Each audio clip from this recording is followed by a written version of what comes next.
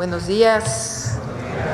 Estuvo con mucha información la reunión de seguridad, entonces se nos hizo un poco tarde, pero buenos días a todos y a todas.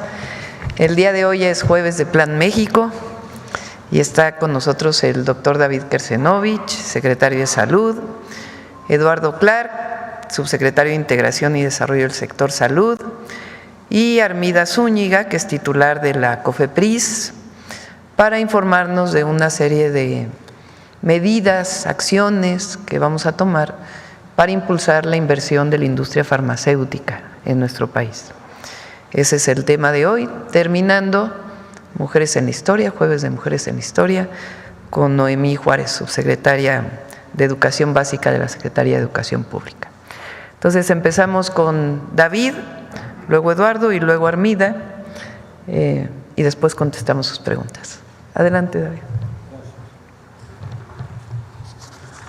Buenos días, Presidenta, y buenos días a todos y todas. Como ustedes saben, tenemos enfermedades que son muy significativas en la carga de enfermedad en México, como son, por ejemplo, la hipertensión arterial, la diabetes, la enfermedad renal crónica. Entonces, en ese contexto, tenemos también un gran avance de la cuarta transformación que tiene que ver con la gratuidad de los medicamentos. Y la gratuidad de los medicamentos es muy importante para el contexto de estas enfermedades porque mejora el apego al tratamiento de las personas que de otra manera se les dificulta conseguir su tratamiento. Por otra parte, el poder de la compra pública es muy significativo y muy importante, y eso hace necesario crear un ecosistema en biofarma que permita avanzar hacia una política que está reflejada en el Plan México, que es la producción de medicamentos precisamente en el país.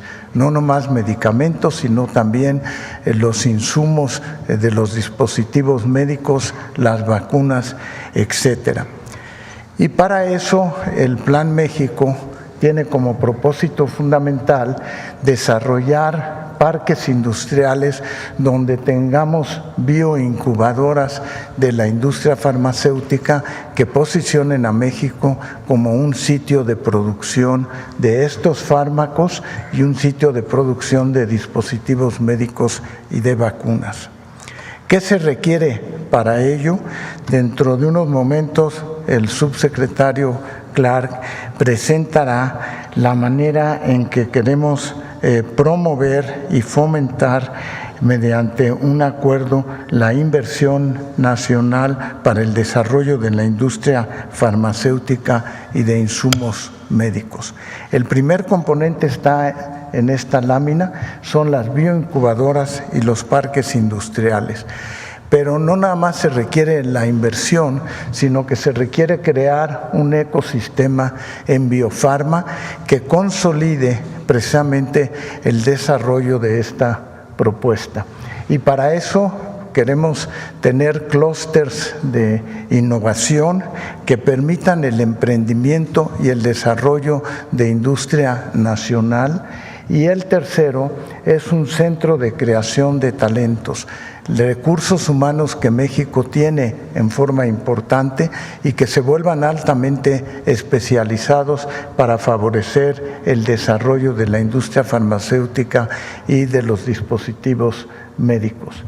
También es muy importante, además del recurso humano y del emprendimiento, tener la capacidad de ser un hub logístico, es decir, que no nada más involucre a los medicamentos, sino que involucre otras estructuras como puede ser la industria química para tener los principios activos con los que se preparan los medicamentos, tener la relación con ingeniería biomédica, que es muy importante. Entonces, todo esto forma parte de un plan integral para el desarrollo en los años durante esta administración.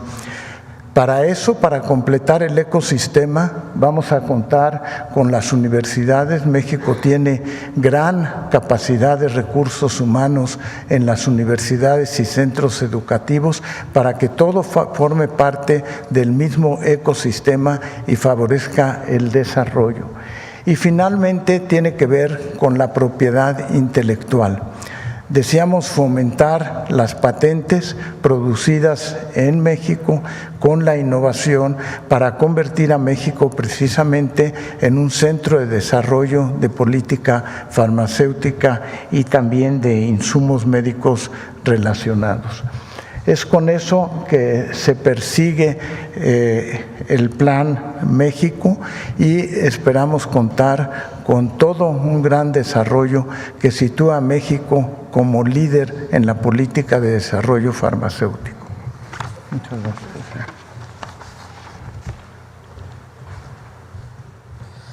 Con su permiso, Presidenta, buenos días. Gusto saludarlos a todos.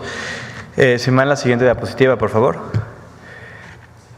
Creo que si algo nos ha quedado claro a los que trabajamos en el sector salud en estos 8 meses y a los compañeros que vienen desde la administración anterior, es que México tiene el potencial para ser líder en producción de medicamentos, dispositivos médicos y otros insumos para la salud. Así como México ya es líder en muchas industrias, la industria automotriz, la industria agroalimentaria, como cada vez más empresas en el mundo voltean a ver a nuestro país como un centro de inversiones, estamos convencidos de que México tiene la capacidad para ser igual un líder en el sector de la industria de insumos para la salud.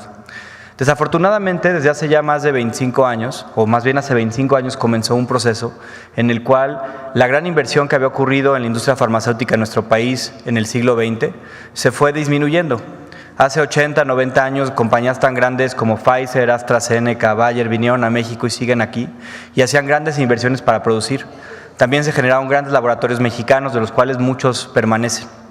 Pero a partir del cambio del siglo XXI y con las políticas neoliberales que nos complejizaron la producción en México, y particularmente a partir de una decisión en 2008 que eliminó el requisito de que la industria farmacéutica debiera tener inversión en México para poder comercializar, vender productos en México, lo que hemos visto es una reducción, desafortunadamente, del porcentaje de los medicamentos e insumos para la salud que se producen en México.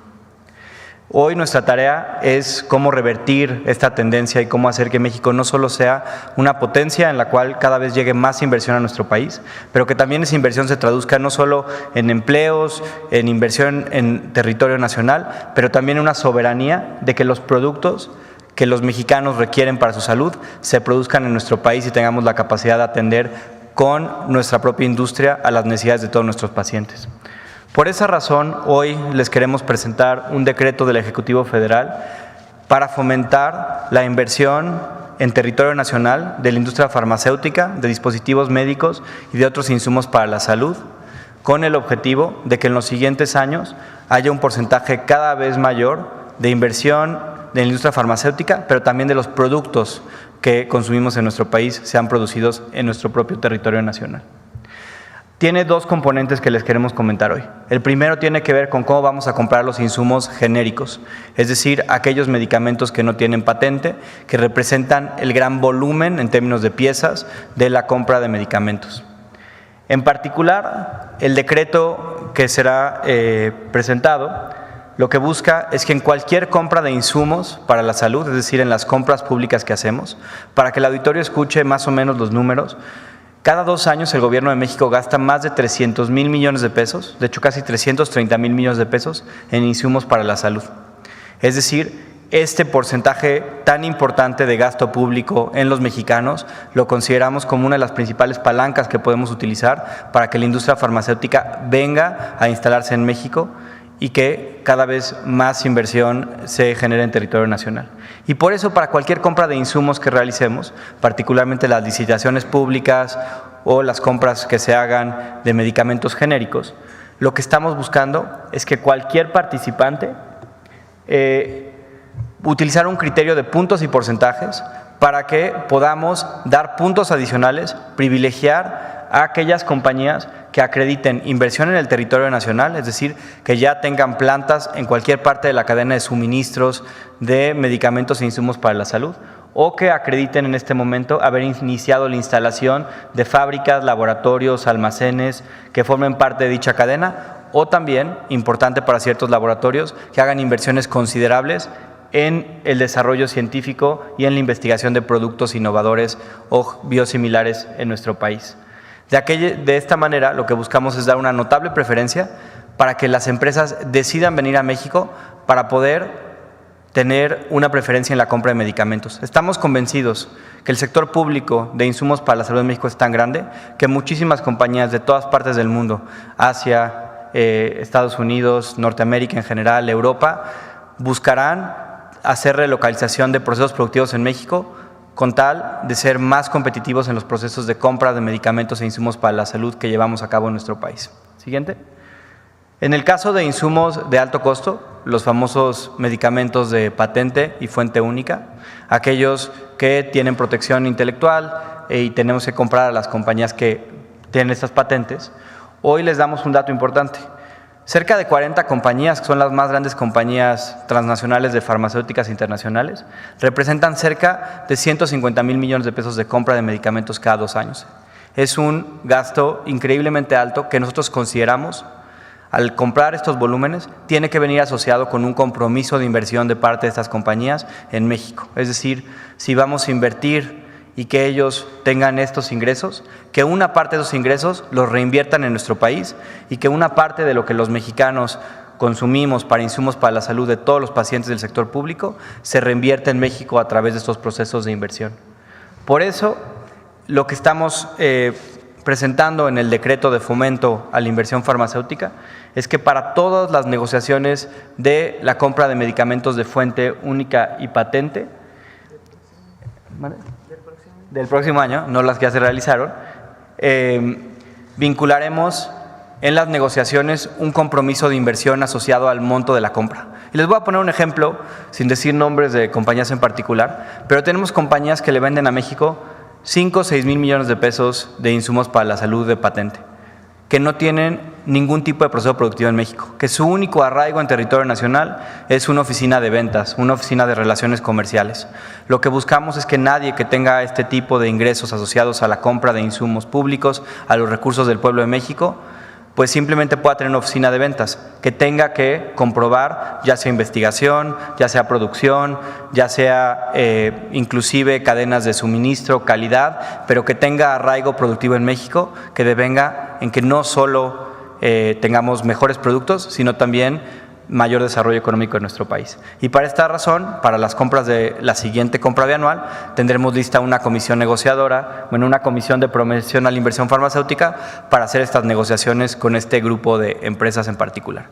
De esta manera, con estas 2 estrategias, lo que buscamos es que a partir de las siguientes compras, que se estarán realizando en más o menos 1 año para los insumos que llegarán a México a inicios de 2027, tengamos una estrategia mucho más agresiva para que no solo haya relocalización el siguiente año a México, que la industria desde ahora pueda hacer las previsiones para comenzar procesos de instalación de fábricas, procesos de investigación que les permitan competir en mejores condiciones comparados con proveedores que no tengan arraigo en México. Y en segundo lugar, fomentar que en los medicamentos de alto costo y patente también haya no solo inversión, pero mayor investigación clínica en México. Hay muchísimos padecimientos que estamos seguros que si la industria hace investigación en México pueden devenir en mejores medicamentos e insumos para la salud, para los padecimientos que afectan a todos los mexicanos. Sería eso, Presidenta. Muchas gracias.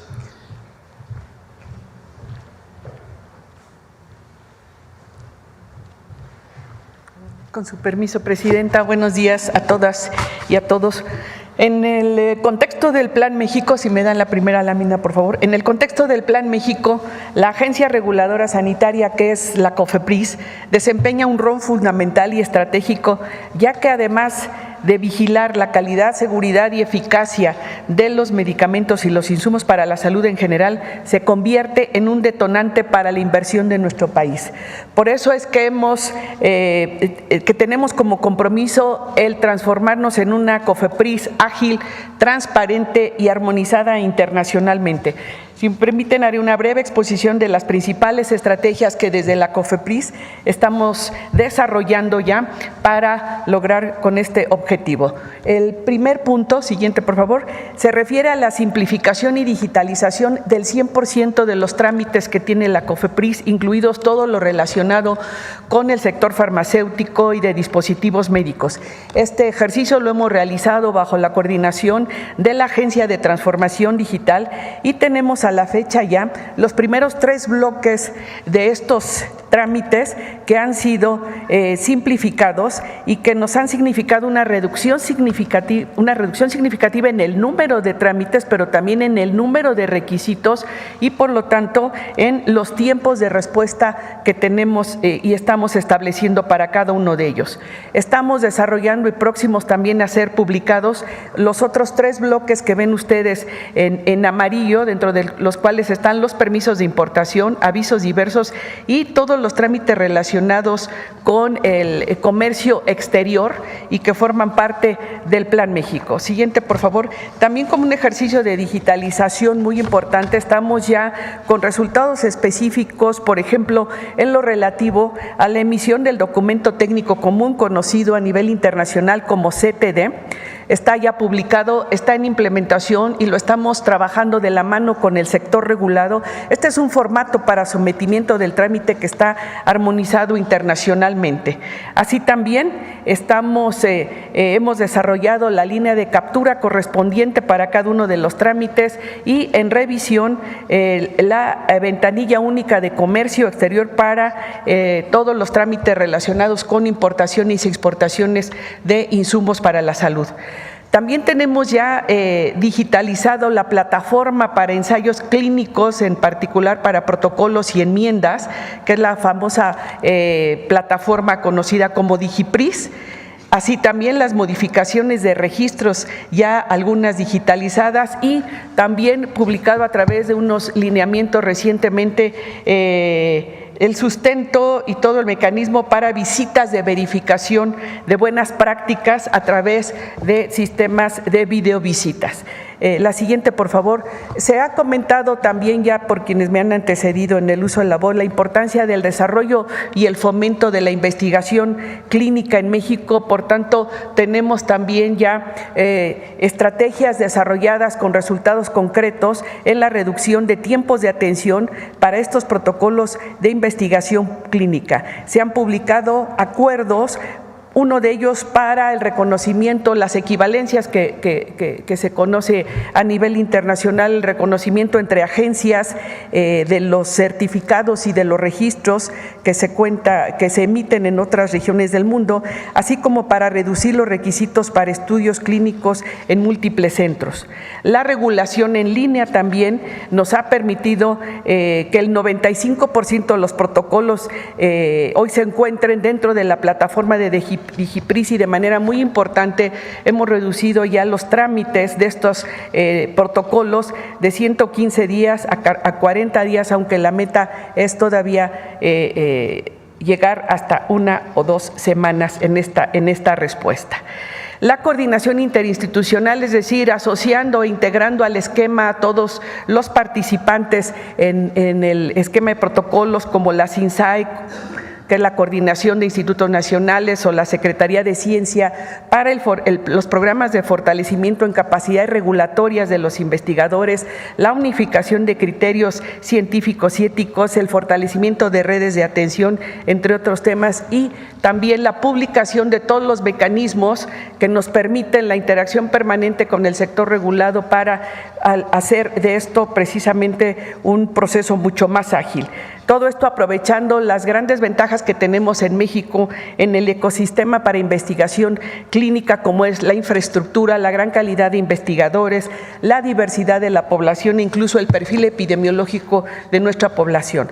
La siguiente, por favor. Otra estrategia es cambiar en la ruta regulatoria los permisos que suelen tener tiempos de atención más prolongados por avisos, y un ejemplo de ello es el proceso que estamos llevando a cabo para la desregulación de dispositivos médicos, reclasificando estos dispositivos médicos en función de su riesgo sanitario, pero eliminando trámites que resultan innecesarios. Este proceso está impactando a más de 2.200 dispositivos médicos para hacer procesos simplificados, incluso en algunos casos de regularlos, es decir, no van a requerir ningún trámite asociado con un registro sanitario.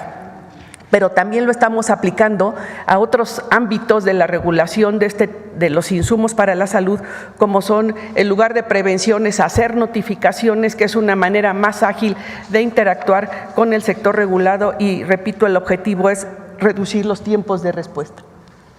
Sí, la orientación técnico específica también es otra estrategia que hemos desarrollado. Este es un esquema nuevo en México para el acompañamiento a la industria desde el momento que se genera un nuevo proyecto, sobre todo para empresas que van a invertir en México, que tienen nuevos esquemas de inversión en México, y dar desde el inicio y desde que se está gestando el proyecto todo el acompañamiento regulatorio, a fin de que una vez que se concrete el proyecto, cumpla con los estándares sanitarios requeridos por la agencia sanitaria. Entonces tenemos definido el proceso, la solicitud, la evaluación técnica por reuniones interdisciplinarias, una respuesta formal en términos de una orientación, y finalmente el seguimiento y acompañamiento en todo el proceso hasta que se obtiene el registro sanitario correspondiente. La siguiente, por favor,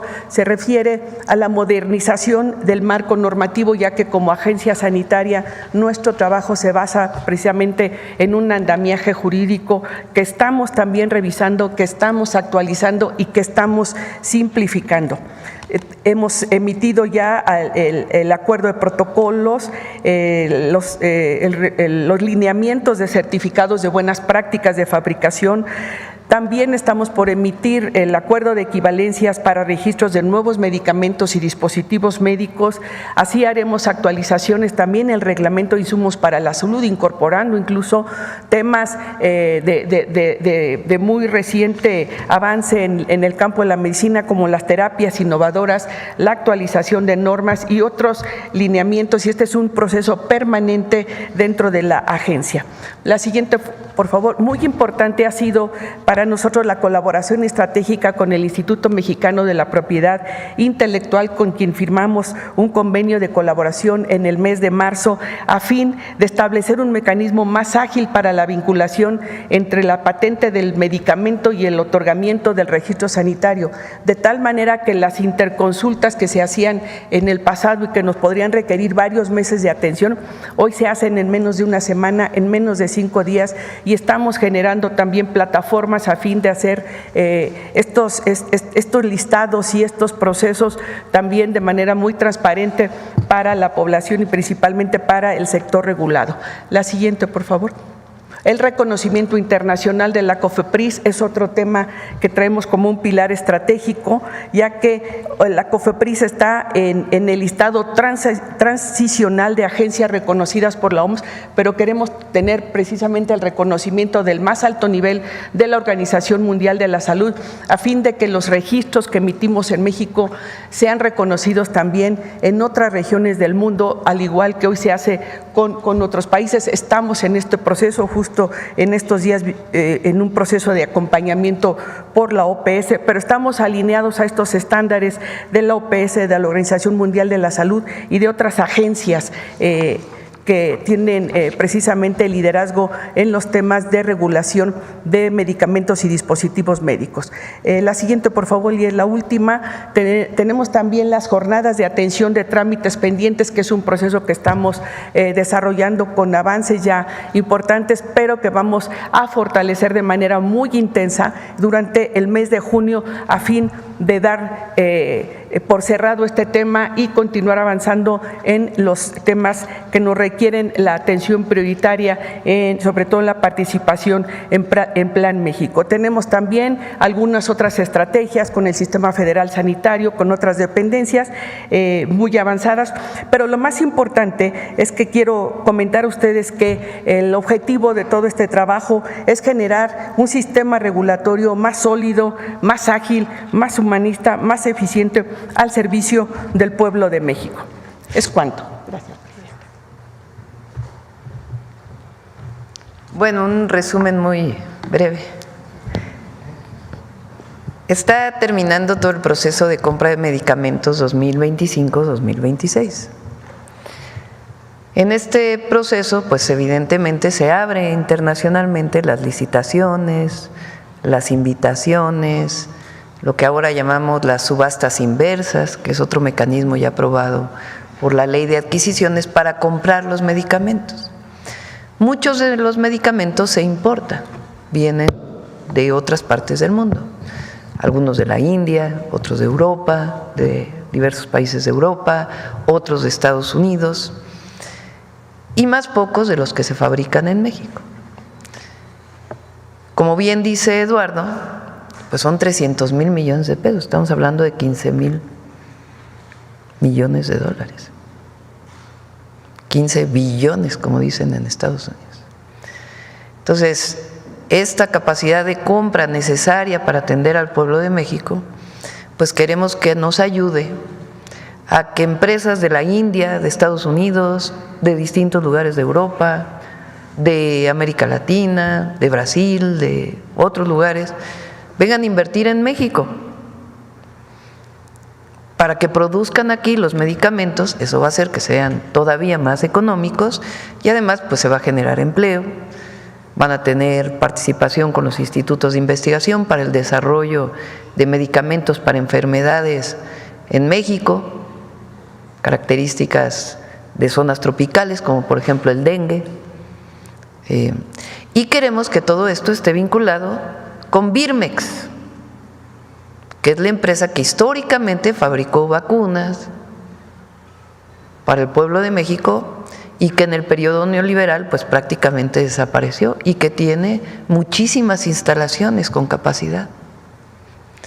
Entonces lo que se va a publicar es para que en la compra del 2026, que va a ser para 2027 y 2028, pues ya vengan puntos de calificación a todos los que van a participar en las licitaciones, adquisiciones, invitaciones, para que tengan plantas instaladas en México. Entonces ese es el objetivo. Algunas incluso en asociación con Birmex puede ser, que nos permita también a la empresa pública pues el desarrollo de más medicamentos y de vacunas, como había en el pasado. Entonces esto es parte del Plan México y lo ponemos hoy, aunque la compra es en el 2026, para que las empresas que hoy resultaron beneficiadas, pues sepan que son de fuera de México, sepan que si invierten en México, pues van a tener más posibilidad de ganar estas licitaciones. Obviamente tienen que cumplir con la calidad, con los permisos de COFEPRIS y con el precio, para que pues se ahorren recursos, se promueva la inversión y al mismo tiempo pues haya mayor desarrollo e investigación en lo que se llama farma, ¿no? El ecosistema farma. Bueno, esa es la información del día de hoy y estaremos publicando el decreto. A ver, vamos a ver sobre el decreto. Presidenta, ¿cómo está? Muy buenos días. Buenos días. Luis Ángel Marín, de Radio Resultados. Anuncia este decreto muy interesante. Preguntar cómo las empresas van a saber si les hará llegar una convocatoria con las que se hizo ahora la compra. Se sugerirá que se instalen en los polos de bienestar este tipo de, o sea, sus fábricas o sus polos de investigación. Y si se les dará algún digamos, no sé, apoyo, algún ciertos privilegios para que puedan llegar rápido a instalarse, porque pues 2026 está prácticamente a 7 meses. El objetivo es que se instalen en los polos de bienestar como prioridad, aunque no solo, si tienen alguna otra inversión en otro lado y que, por ejemplo, Pfizer tiene inversión en México, si quiere ampliarse, pues a lo mejor no instala una nueva planta, pero amplía su planta actual, como un ejemplo.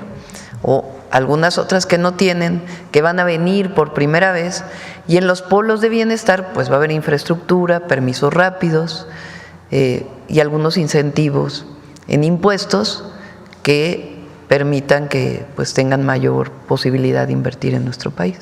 Entonces sí, se trata de que inviertan en los polos de bienestar y se les va a hacer llegar pues este comunicado, va a aparecer en el Diario Oficial de la Federación y se les va a hacer este comunicado pues para que se vayan preparando con tiempo para la licitación del 26. Porque nos hablaba un poco en la explicación que se pretende involucrar también el tema de investigación en México. Hay universidades en todo el país que tienen centros de investigación muy importantes, no solo la UNAM y el Politécnico, ¿no? Sí, hay muchos institutos de investigación, desde las propias instituciones públicas de salud. El Instituto Mexicano del Seguro Social tiene un área de investigación de investigadores muy prestigiados. El ISSSTE también, el IMSS Bienestar también, los institutos de salud, la CINSAE, la coordinación de los institutos de salud y distintas instituciones públicas, universidades, la UNAM, el POLI, pero la UDG también tiene, muchas otras universidades, la Autónoma de Nuevo León también tiene y otras universidades.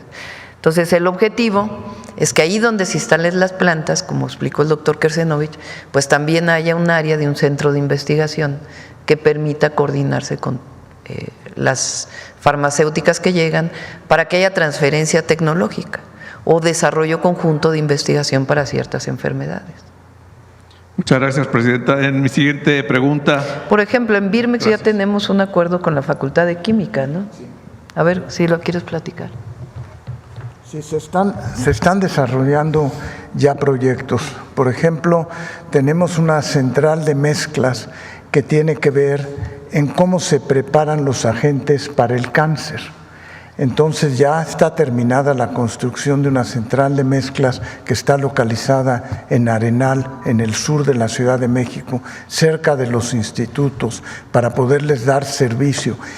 En esa, lo que se ha logrado es una colaboración con la Facultad de Química de la UNAM para que sirva, por una parte, al desarrollo de la central de mezclas, pero por otra parte, los alumnos de la Facultad de Química puedan estar en el mismo sitio aprendiendo y desarrollando para después repetir central de mezclas en todo el país. Ese es un ejemplo. Otro ejemplo que ya tenemos en acción son las células CAR T-cells, que son las células donde se toma la sangre de una paciente o de un paciente que tiene cáncer, se va al laboratorio, se hace una edición genética de esas células, se les vuelve a poner y con eso se logra revertir muchas de las formas de cáncer, fundamentalmente leucemias y linfomas, pero también se está ampliando a otros tipos de cáncer. Esa tecnología resulta mucho más barata que el darle tratamiento a la persona por varios años, porque con una sola aplicación de esas células editadas genéticamente se logra resolver el problema en las personas. Son algunos de los ejemplos de lo que ya se está implementando en estos momentos. Gracias. Aprovecho que está, secretario. La Organización Mundial de la Salud, doctor, emitió que ha identificado casos de COVID de la nueva variante de la NB181. Estados Unidos incluso ha detectado en sus aeropuertos gente que llega de algunas partes del Mediterráneo, de Asia, que tienen contagio de COVID-19. ¿Cuál será la estrategia para México y si se ha detectado algún caso? Sí, no se ha detectado un caso aquí todavía, pero la estrategia es la vigilancia epidemiológica, el estar pendientes de que pueda surgir o no. Esto está haciendo a nivel mundial. Todavía no hay un aviso de que exista una alarma por surgimiento de estos virus, pero son mutaciones que van surgiendo en relación al COVID y por lo tanto las nuevas vacunas que incluso tendremos en México se adaptan a la identificación de nuevas variantes del virus. Doctor, incluso Estados Unidos había dejado de recomendar, lo anunció hace un par de días, al parecer ayer, que las vacunas de COVID ya no fuera recurrente para mujeres embarazadas y niños. Sí, no hay todavía una política de la revacunación. Sin embargo, lo que ya está claro es que a la población que está en riesgo, por ejemplo, adultos mayores, población que tiene enfermedades crónicas, que está con inmunosupresión, todas esas poblaciones o niños que están en riesgo, que están inmunocomprometidos, deberán vacunarse contra COVID en la próxima temporada invernal que tendremos. ¿Qué vacunas serán las que se apliquen, doctor?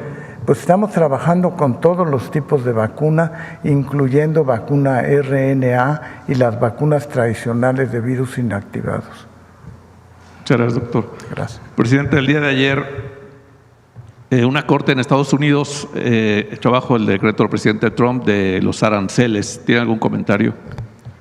Pues vamos a ver hasta dónde tiene alcances. Ayer conocimos esta resolución y el día de hoy el secretario de Economía y su equipo nos van a hacer un análisis de los alcances que esto tiene. Todavía tiene otras, sabemos que el gobierno de Estados Unidos va a poner una contrademanda, digamos, contra esta resolución. Van a apelar, entonces, sí. Exactamente. Entonces vamos a ver cuál es el alcance y con gusto les informamos. Gracias. Mi última pregunta. La Secretaría de Infraestructura anunció ayer que están preparados para Alvin en estados del Pacífico, Michoacán, Guerrero, etcétera. Sí, está la Coordinación de Protección Civil para si hay alguna alerta. Claro que se informa a través de Protección Civil y si hay una alerta de que pueda tener alguna afectación mayor, por supuesto lo estaremos informando oportunamente. Muchas gracias, presidenta, Sí. muy amable. Acá. Presidenta, buenos días. Soy Aisha García del canal de televisión Telesur. Bueno, la primera pregunta ya que traía la respondió. Es muy importante este decreto de Trump que bloquea los aranceles recíprocos, pero también hubo una medida que se anunció en las últimas horas, hace 2 días, y es que el gobierno de Estados Unidos ha pausado la visa a los estudiantes. Dicen que para revisar las redes sociales de los estudiantes. Y yo me pregunto qué tanto esto va a afectar a los estudiantes mexicanos y luego qué pasaría si México adoptara una medida similar, que le dijera a los estudiantes del mundo no pueden venir porque quiero primero revisar sus redes sociales y después decido si vienen o no. Mientras tanto hay pausa en las visas. Bueno, a ver, sobre la primera consulta, que es la que también hizo el compañero, tiene que ver con aranceles recíprocos. Recuerden que nosotros no tuvimos aranceles recíprocos, eso es algo importante. Y segundo, pues ya vamos a ver los alcances que esto tiene y si tiene alcances también para México. Ahora, obviamente nosotros no estamos de acuerdo con esta política que tiene que ver con esta revisión para estudiantes. Vamos a ver también el alcance y también a cuántos estudiantes mexicanos en su caso estaría afectando en su entrada a los Estados Unidos. Pero pues es algo con lo que nosotros pues no estamos de acuerdo. Nuestra política pues es siempre humanista. Donde se requiere visa, pues solicitar la visa con los mecanismos oportunos y en el caso de que no se necesite visa, pues la entrada a nuestro país. Presidenta, ayer un mexicano, un ciclista, Isaac del Toro, sí. se llevó ahí el no había triunfo. querido yo ¿Cómo? Ya ven, es que así decimos. Pero en 23 años hizo algo, Sí. una gran... Vamos a echarle porras desde aquí, todos le echamos porras. Sí, es ensenadense, sí, vamos a echarle porras y todas las buenas vibras, pero los compañeros, no, mejor ni lo quiero decir porque ya mañana, pasado platicamos de este tema, pero nuestro cariño, reconocimiento y las mejores vibras. Es el primer mexicano que en 23 años logra Sí, este avance. Sí, sí, muy joven, muy joven. Sí. Presidenta, mañana es el Día Internacional del Vapeo, aprovechando que están aquí las autoridades de salud. La pregunta sería si México ha pensado en hacer algo para prohibir, para limitar el acceso de los menores al vapeo. En México es ilegal. Sí, ya está prohibido en la Constitución. En el siguiente periodo extraordinario del Congreso, una de las leyes que esperemos se apruebe es la ley de salud. En esa ley de salud viene ya las especificaciones de las sanciones que hay, porque falta esa parte regulatoria, a todos aquellos que introduzcan, que vendan vapeadores. Porque además ni pagan impuestos. Sí, pero está prohibido ya por Constitución. Lo que falta es la regulación secundaria para ver qué sanciones tienen y todos los mecanismos y quiénes son las instituciones que tienen que supervisar que no haya su venta. Eso se va a aprobar en el siguiente periodo extraordinario del Congreso, que esperemos que pues sea a mediados de junio más o menos. Es buena noticia. También quería preguntarle, ayer niños, como 1.500 niñas y niños se aproximaron a la Secretaría de Energía y le entregaron a la Secretaría de Energía unos dibujos que hicieron en contra de las compañías gaseras que quieren hacer sus negocios en Baja California. Porque, bueno, el tema del gas natural está dañando a las especies marinas, a las ballenas, etcétera. ¿Hay alguna idea de qué se va a hacer con esto? Hay inversiones. Y lo que hay son impactos ambientales, estudios de impacto ambiental, manifestaciones de impacto ambiental que realiza la Secretaría de Medio Ambiente.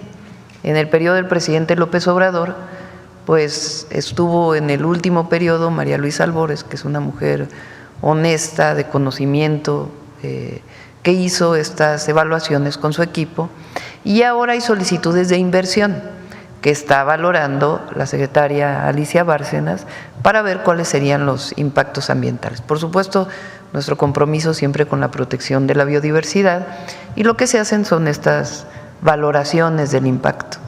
Y si tienen un impacto que puede en efecto dañar la biodiversidad, pues ya sea que se hagan medidas de mitigación que eviten este daño, o sea que se les soliciten, o incluso cambiar su proyecto, o incluso la no aprobación del proyecto.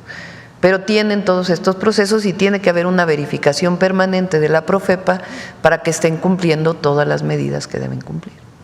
Finalmente, la última pregunta, Presidenta, es sobre el tema que hemos preguntado aquí reiteradamente de los consulados. ¿Ya tienen una fecha de cuándo les van a avisar? Ya están elegidos, ¿cuándo se van ya están a ir? Seleccionados. Ya. En el próximo periodo se va a presentar, algunos tienen que pasar por el Senado de la República, también hay algunos embajadores nuevos, algunos que vienen de su carrera en el servicio exterior y otros que estamos proponiendo de acuerdo con la ley, y también en los consulados. Ya se están capacitando, se emitieron nuevas normas para los consulados, en donde tienen que cumplirse necesariamente los nuevos esquemas de digitalización y atención a nuestros compatriotas.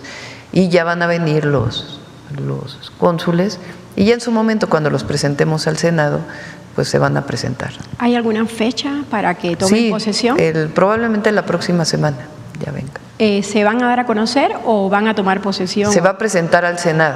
O sea, algunos tienen que ser aprobados por el Senado. Gracias, Presidenta. Buenos días. Aquí. Y luego acá. Y luego nos vamos de este lado.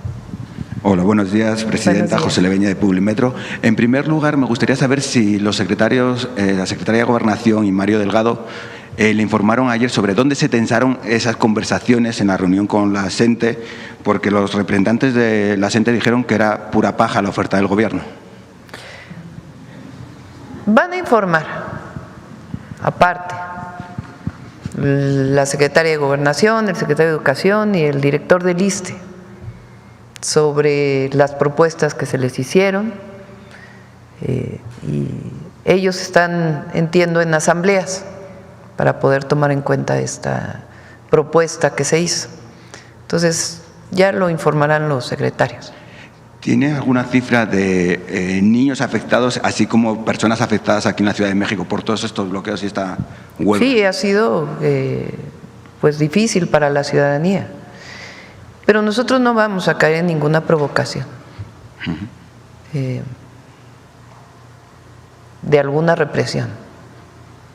Okay. Primero porque no creemos en ello y segundo porque sería lo que estuvieran esperando. Entonces nosotros no vamos a caer en provocaciones y ya van a informar de su lado en bajo otra conferencia o comunicado, ya directamente el secretario de Educación, la secretaria de Gobernación y el director del ISSSTE, que son quienes han estado atendiendo junto con Secretaría de Hacienda, un equipo de la Secretaría de Hacienda. Por otro lado, hablaba la compañera de las gaseras, están amenazando con una huelga para el mes de junio. ¿Cuál es la postura del Gobierno? Hay pláticas con la Secretaría de Energía. Ellos dicen que no les está saliendo el gasto, digamos, lo que gastan todos los días para repartir el gas LP. Ahora el precio del gas LP ha bajado. Entonces, por eso hay una mesa de trabajo permanente con la Secretaría de Energía. Ya para finalizar, dos temas. Nosotros siempre pensamos en la economía de las familias, que no afecte la economía de las familias. Por supuesto, una empresa tiene que trabajar con su ganancia aceptable, razonable, pero nosotros, sin afectar a las empresas, pues tenemos que defender la economía de las familias mexicanas. Okay. Ya para terminar, un tema de eventos internacionales. México este año no participa en la Exposición Universal de Osaka en Japón, que se inauguró el mes pasado. No sé si con la Secretaría de Cultura o de Economía se pretende hacer algún evento, ya que no tiene pabellón, y si el Gobierno también está estudiando que para el 2030, la próxima Exposición Universal en Riad, se empiece a presupuestar un pabellón para México. Bueno, va a participar, como siempre, la Secretaría de Economía. Y bueno, ya estaremos planeando hacia adelante. Por último, la última vez que pude preguntarle, le comentaba si Gabriela Cuevas pudiera venir a informar sobre las inversiones, tanto en Nuevo León, Jalisco como Ciudad de México, por la Copa Mundial, si ya tiene fecha la visita de Gianni Infantino, porque el trofeo de la Copa del Mundo llega a México a mediados del mes de junio. Sí, tenemos una reunión la próxima semana. Y después otra reunión donde vamos a invitar a la jefa de gobierno, al gobernador de Nuevo León y de Jalisco para pues toda la planeación. Ha habido muchísimas reuniones, lo coordina la Secretaría de Gobernación pues hay muchísimos temas relacionados con el Mundial, desde cuestiones de seguridad, cuestiones de logística, mejora de las áreas. Ya presentó la jefa de gobierno un proyecto integral que tiene para la Ciudad de México, la vamos a apoyar en algunos temas, e igual a Jalisco y a Nuevo León. Entonces, una vez que tengamos todo esto, por supuesto ya informamos cómo nos estamos preparando para el Mundial 2026. ¿Usted va a participar en la recepción del trofeo a mediados de junio? Pues es probable, es un evento muy importante, mundialmente y para México. Pues no solamente por los partidos que se van a jugar aquí y lo que significa la afición al fútbol, sino también es un escaparate para México, para que la gente conozca nuestro país, que impulsemos el turismo.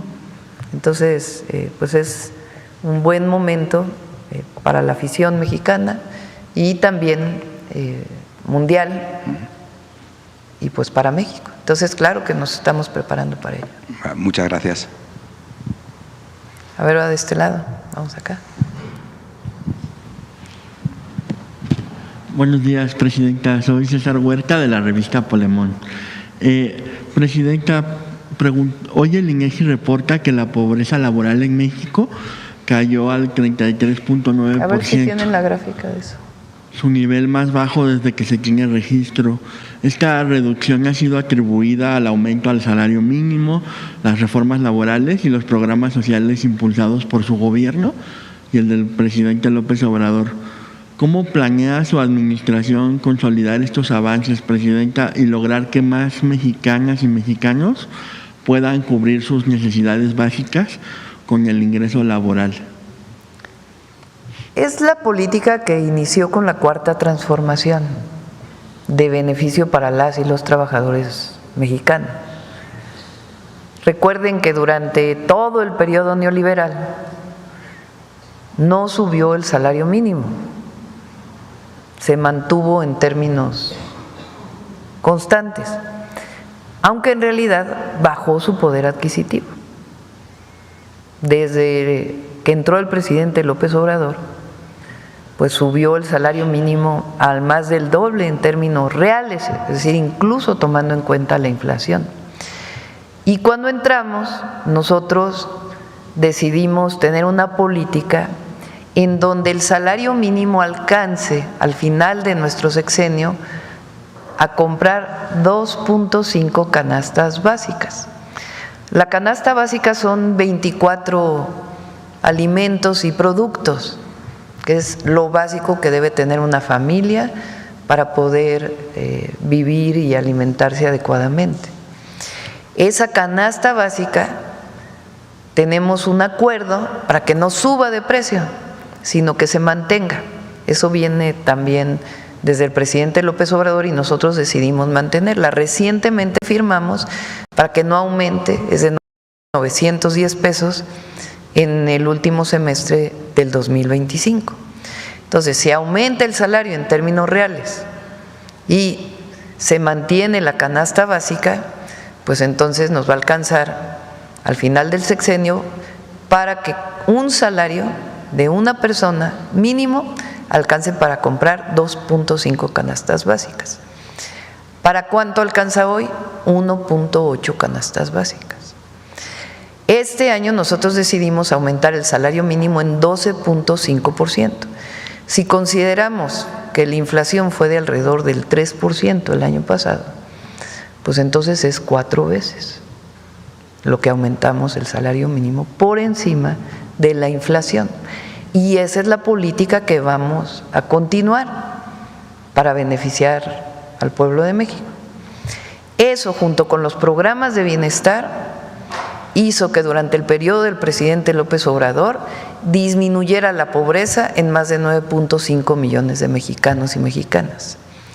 Y nosotros, fortaleciendo los programas sociales, ampliando los programas de bienestar con los 3 nuevos programas que tenemos, fortaleciendo nuestro sistema de salud y aumentando el salario mínimo, pues va a disminuir todavía más la pobreza. Y el INEGI saca este indicador de la disminución de la tasa de pobreza laboral, es decir, de aquellos que tienen ingresos, medido a través de indicadores del INEGI, cuántos se disminuye a partir del ingreso. Y está disminuido, está en el nivel más bajo desde el momento en que se mide, 2005, está en 33.9. Es el último indicador. Y esto va a seguir bajando, porque es la política de la Cuarta Transformación. En el pasado se presumía que la única competitividad que tenía México para ofrecer al mundo era la mano de obra barata. Vengan a invertir a México porque aquí se paga menos. Nuestra competitividad viene de los bajos salarios. Entonces se decía, si aumentan los salarios no va a haber inversión, si aumentan los salarios va a haber inflación, se tiene que contener el salario, cuando en realidad las ganancias seguían aumentando a costa del salario del trabajador, las ganancias de unos cuantos. ¿Qué pasó durante los 6 años del presidente López Obrador? Aumentó el salario y no aumentó la inflación, aumentó el salario y aumentó la inversión extranjera directa. ¿Qué ha pasado en este periodo? A pesar de las dificultades de los temas arancelarios que ha puesto Estados Unidos, en el primer trimestre aumentó la inversión extranjera directa en nuestro país y no ha aumentado la inflación más allá de un nivel razonable. Entonces, es buena la política, fortalece la economía nacional y vamos a seguir con ella, porque nuestro objetivo es disminuir pobreza, disminuir desigualdades, y aumentar el bienestar del pueblo. Si hacemos eso, pues la máxima de por el bien de todos, primero los pobres, se va a cumplir y se va a seguir cumpliendo. Entonces, eso es lo que muestra esta gráfica de la disminución de la pobreza laboral. Y Presidenta, a 2 días ya de terminar el mes de mayo, el promedio de los homicidios diarios continúa la tendencia del mes anterior, es decir, está por debajo de los 60 homicidios al día. La tendencia a la baja en estas cifras es ya una constante en los últimos meses y significa un avance muy importante en materia de seguridad. Después de años de violencia por la guerra emprendida por Felipe Calderón, Presidenta, podemos pensar ya que con las claras tendencias de disminución de los homicidios estamos entrando en una nueva etapa donde pronto tendremos un país sin la violencia heredada por los gobiernos del PRIAN. Es trabajo de todos los días. La atención a la seguridad es un trabajo de todos los días. No puede descansar uno en eso. Es todos los días, todos los días, todos los días. Por eso todos los días tenemos gabinete de seguridad, todos los días evaluamos, hacemos cada semana reuniones con gobernadoras o gobernadores para fortalecer la coordinación. Se está fortaleciendo la investigación y la inteligencia para la seguridad, para mejorar la seguridad pública y la atención a las causas. Sin la atención a los jóvenes no podría alcanzarse indicadores cada vez mejores. El martes presentamos ya el cierre de mayo, los indicadores del cierre de mayo, y ese día podemos comentar más, pero es un trabajo diario. Recuerden que lo que logró el presidente López Obrador fue cambiar la tendencia, iba hacia arriba, hacia arriba, hacia arriba, hacia arriba. Si no hubiera llegado él, aquello iba subiendo. Entonces él logró contener y comenzar a disminuir, y a nosotros nos toca seguir bajando los delitos en nuestro país y garantizando la paz y la seguridad. Y va a ayudar también, no puedo hablar mucho de ello, pero lo que va a pasar el domingo. Ya no podemos hablar de esto. Presidenta, ya por último, el periodista Ciro Gómez Leiva dijo hoy en su columna en el Excelsior, bueno, escribe más bien, que la sentencia contra Genaro García Luna por el desfalco de 2.500 millones de dólares es, dijo, bullshit, una exageración, según él, porque nadie podrá recuperar ese dinero, ya que su familia, bueno, García Luna y su familia no tienen cómo, y el juicio se ganó por default, eso dice él. Pero pues llama la atención, Presidenta, que cuando se trata de un corrupto del pasado como García Luna, Ciro exija pruebas absolutas y reparaciones millonarias, pero cuando pues el gobierno actual logra una victoria legal como esta, se burla de ella, Presidenta. ¿Qué opina de que comunicadores como él minimicen los logros contra la corrupción cuando les conviene políticamente, incluso tratándose de uno de los casos más escandalosos de saqueo en el país? Pues hay personas como Ciro, otros conductores, comentócratas, que nunca van a hablar bien del gobierno. Nunca. Porque no coinciden con nosotros. Entonces su interés siempre es pues, buscar golpetear. Para eso hay libre expresión, libre comunicación.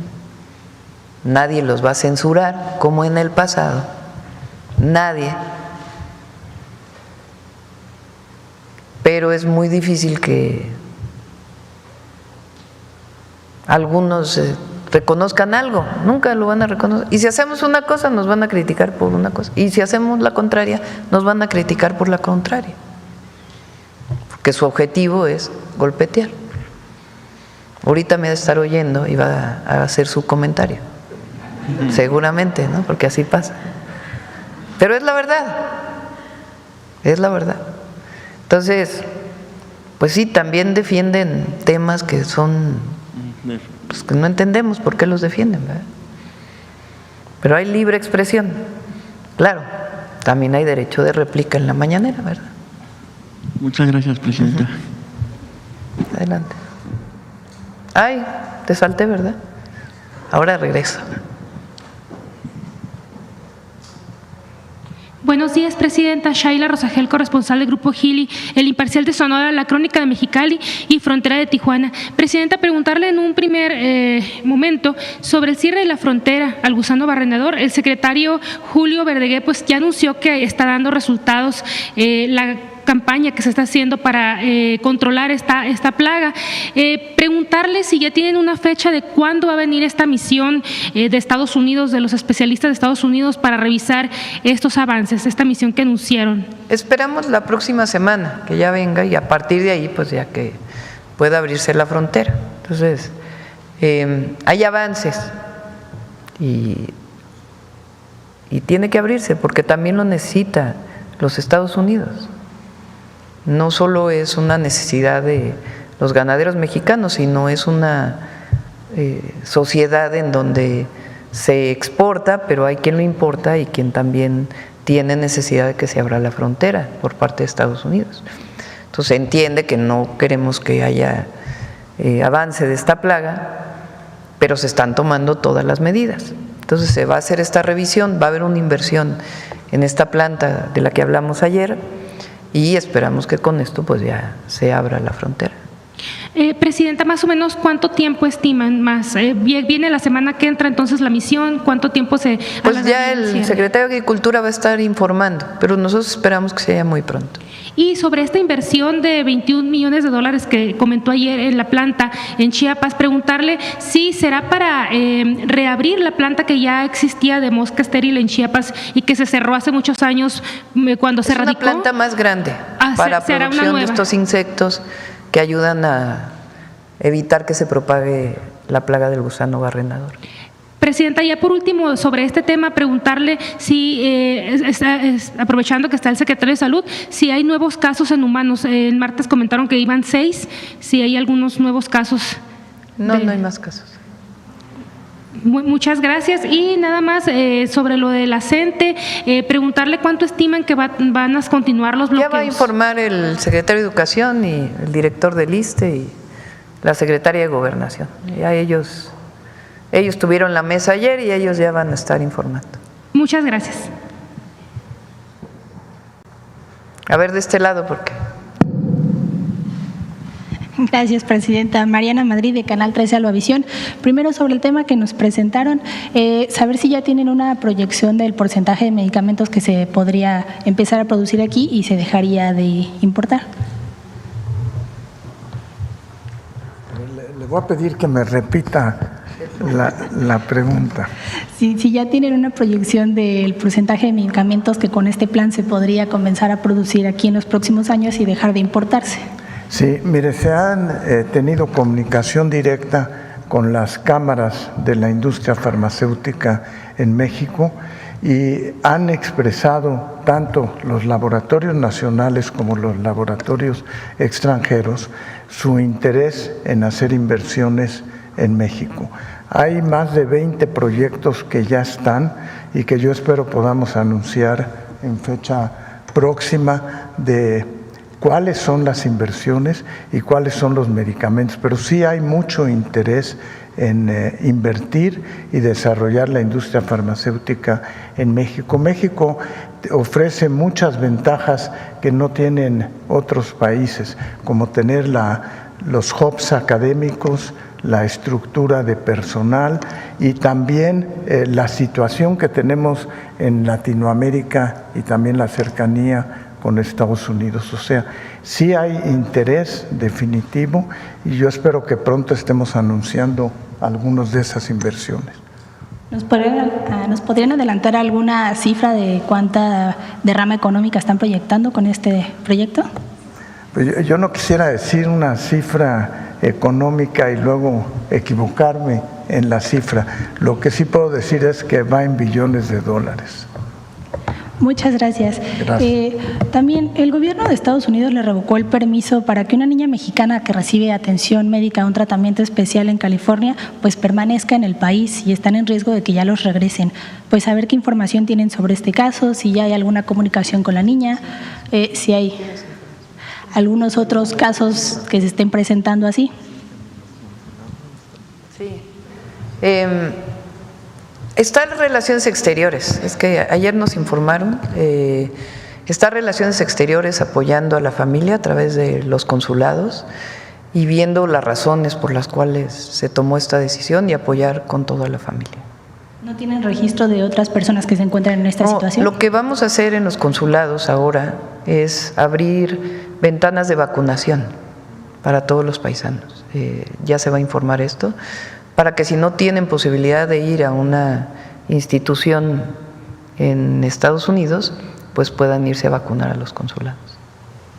Y finalmente, Presidenta, el Foro Económico Mundial prevé que pues puedan empeorar las expectativas económicas a nivel mundial. ¿Qué medidas está tomando México pues para no salir tan afectados? Y bueno, aunado a esto, pues ayer las proyecciones de crecimiento para 2025 del Banco de México se redujeron a 0.1%. Número 1, el apoyo a la gente, programas de bienestar garantizados. Número 2, seguir aumentando el salario mínimo para apoyar al pueblo de México. Y número 3, el Plan México, justo lo que estamos anunciando hoy y otras acciones que hemos venido tomando, pues van a ayudar a que continúen las inversiones y el desarrollo en nuestro país para garantizar el bienestar. Entonces estamos trabajando todos los días. Antes se decía que todo lo hacía el mercado, que si Estados Unidos tenía gripa, aquí nos daba pulmonía, ¿no? Esas eran las declaraciones de antes.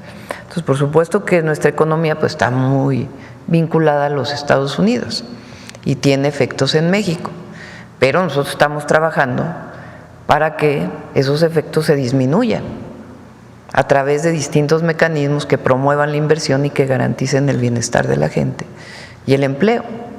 Entonces, todo eso lo revisamos todos los días para garantizar. Se habla mucho de crecimiento, de aumento del Producto Interno Bruto. Si bien es un indicador importante, pues puede crecer mucho el Producto Interno Bruto y seguir la pobreza, porque no necesariamente hay distribución. Entonces, a nosotros nos interesa por encima de todo el bienestar del pueblo y en eso vamos a seguir trabajando todos los días. Bueno, por acá, a ver acá en la esquina y luego por acá. A ver tú y luego ya la compañera. Sí. Buenos días, Presidenta. Mauricio Bautista, de la Jornada Estado de México y la Jornada Hidalgo. Sobre el tema del decreto, ¿cuándo prevé que se publique este decreto, Presidenta? Esta semana. Muy bien. Entre hoy y mañana. En este tema, este proyecto de inversión, ya comentó usted que Birmex podía entrar en alguna asociación con alguna empresa. ¿Se prevé alguna otra inversión público-privada que para esta inversión tecnológica farmacéutica? Sí, nosotros le llamamos inversión mixta a varios proyectos que tenemos en distintas áreas. Entonces, nuestro objetivo es que Birmex recupere su capacidad de producción de vacunas y de algunos medicamentos. Y además puede entrar en asociación con alguna de las empresas mexicanas o extranjeras que incluso ya han manifestado su interés para poder producir más medicamentos, que se transfiera la tecnología y que Birmex tenga mayor participación. Entonces, todo esto lo estamos viendo en este proceso de acercamiento con distintas empresas nacionales y muchas extranjeras para generar pues estas condiciones. ¿Podría detallar un poco los incentivos fiscales o financieros que tendrían empresas mexicanas que apuesten por la biotecnología en medicamentos genéricos? Son los incentivos que fueron publicados para la inversión y en particular en los polos de bienestar. ¿Por qué en los polos de bienestar? Pues porque son terrenos identificados cuya propiedad es municipal, estatal o nacional, en donde pueden desarrollarse parques industriales, pero al mismo tiempo puede haber producción de vivienda social en el mismo predio o cercano, y también garantizar pues el acceso a los derechos y los servicios. Y para la inversión garantizar pues que tenga energía, infraestructura, etcétera, etcétera. En esos polos de bienestar, a ver si tienen la publicación el día de la presentación que vino Marcelo, se permiten varios incentivos. En algunos casos, por ejemplo, en la frontera con Chiapas, es incluso una reducción muy significativa en ISR, en IVA, porque tienen los incentivos fronterizos. En otros pueden tener su inversión y la concesión del predio, pueden los primeros años no pagar por la concesión, sino hasta los siguientes años, pueden tener deducción del 25% en programas de capacitación, del 100% en inversión de activos fijos nuevos, iniciativas de investigación y desarrollo con deducción adicional del 25%. Hay varios incentivos económicos que ya fueron publicados y que si invierten en esos polos, pues es mucho más que cualquier incentivo que se pueda plantear. Y la otra pues es la celeridad en los trámites, que eso es muy importante siempre para una inversión. Finalmente, Presidenta, en este tema del gas y esto que algunos integrantes del gremio planean hacer un paro nacional, preguntarle si hay algún plan para evitar el desabasto en caso de concretarse este paro nacional de gaseros que están previendo para los primeros días de junio. Sí, no creo que se vaya a dar el paro. O sea, lo que necesitamos pues es garantizar, pero con los datos reales, que puedan operar las empresas y al mismo tiempo garantizar la economía de las familias. Entonces, pues están, digamos, presionando un poco para que haya el aumento, pero nosotros pues tenemos números que establecen cuál es el precio máximo que pudieran tener a partir pues de las ganancias que puedan obtener. Entonces yo creo que va a haber acuerdo, que no tienen por qué llegar a este paro. Muy bien, muchas gracias, presidente. Gracias.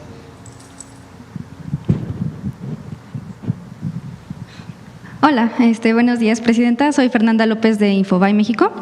Voy a insistir un poco en el tema de la CENTE, si prevé que su gobierno se acerque nuevamente o llegue a un acuerdo antes del fin de semana.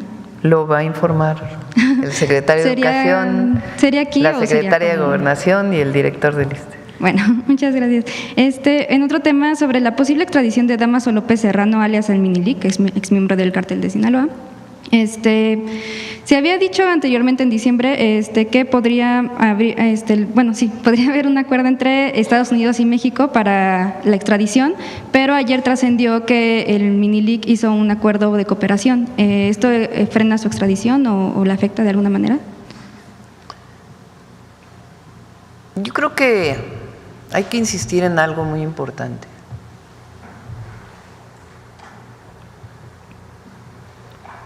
El gobierno de Estados Unidos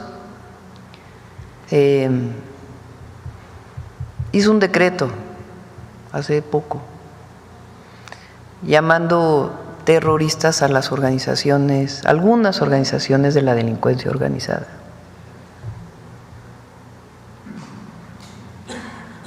Ellos en varias ocasiones han manifestado que no establecen negociación con estas organizaciones. Entonces tienen que explicar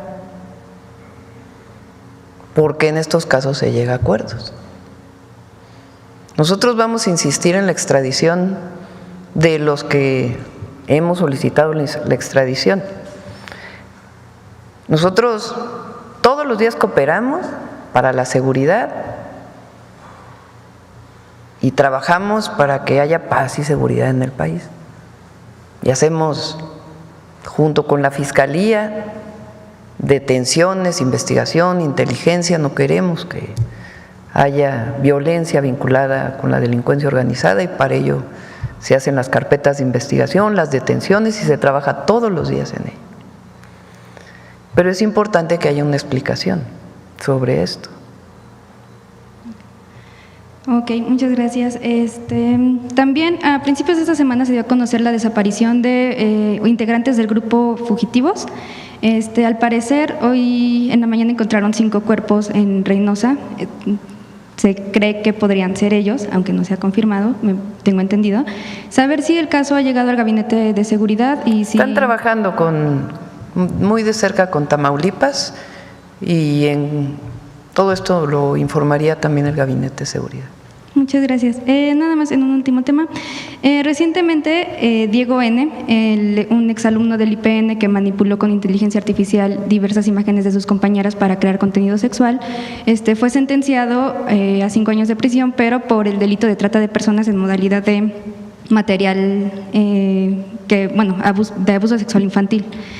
En ese momento, en diciembre yo le planteé el caso y usted comentó que sí debería de haber o se podría hacer un llamado a que se tipifique este delito se tipifique como un delito. ¿Hay algún avance en eso o su gobierno haría pronto una iniciativa? Está la ley Olimpia que ha sido aprobada ya. La ley Olimpia es se llama Olimpia por una joven que fue víctima de la difusión de un contenido en redes sociales de su privacidad. Ahora pues es todavía más, ¿no? Porque es la manipulación de imágenes en contra de algunas personas que ni siquiera fue real. Entonces, habría que ver si la ley Olimpia pudiera ampliarse para estos casos que tienen que ver con la inteligencia artificial o algún otro mecanismo, pero sí tiene que tipificarse, porque con la inteligencia artificial que se ha desarrollado en los últimos meses de manera exponencial, pues tiene también estas otras utilizaciones para propagar mentiras. Pues, vean ustedes nada más las redes sociales, la cantidad de mentiras que se generan con inteligencia artificial. Sale la presidenta diciendo inviertan en no sé qué cosa, o diciendo que hicimos algún decreto que en contra de algún país, o que yo estoy en contra de una actriz o de un artista mexicano. O sea, es impresionante la cantidad de noticias falsas que se generan como si fueran reales. Pero mucho más grave es cuando se utiliza una imagen con contenidos sexuales para afectar a una mujer, o a un hombre, o a un niño, o a una niña. Entonces sí tiene que tipificarse, porque es un delito, es un delito. Y una última pregunta, nada más aprovechando que está el secretario de Salud. Se había informado sobre el aumento de casos de viruela del mono, que al parecer es una cifra significativa a comparación a la que ocurrió en el 2024, en tan solo los primeros 5 meses del 2025. Saber si nos puede confirmar esta cifra de 174 casos que van hasta ahorita en este año, y si hay algún plan para disminuir los casos, los contagios. ¿Quieres comentar, David, sobre la viruela del mono, los casos? Sí. No tenemos todavía reportes de ese virus en el país en este momento. Lo hemos tenido en fechas anteriores. Está aprobada ya por COFEPRIS la vacuna, de tal manera que si se presenta tenemos el fármaco ya disponible en México. Pero estamos en vigilancia también de ese virus. Gracias. Pues cerramos, Noemí.